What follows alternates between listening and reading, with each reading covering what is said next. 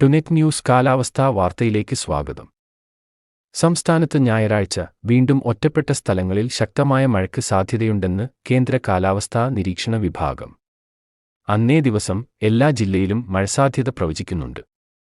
തെക്കൻ ജില്ലകളിലാണ് ശക്തമായ മഴ പ്രതീക്ഷിക്കുന്നത്. തിരുവനന്തപുരം, കൊല്ലം, പത്തനംതിട്ട, ഇടുക്കി ജില്ലകളിലാണ് ശക്തമായ മഴയ്ക്ക് സാധ്യത. ഈ ജില്ലകളിൽ യെല്ലോ അലർട്ട് പ്രഖ്യാപിച്ചിട്ടുണ്ട്. കണ്ണൂർ, കാസർഗോഡ് ഒഴികെ എല്ലാ ജില്ലയിലും ഇടത്തരം മഴവരെയും ഈ 2 ജില്ലയിലും നേരിയ മഴയുമാണ് കാലാവസ്ഥാ വിഭാഗം പ്രവചിച്ചിരിക്കുന്നത്.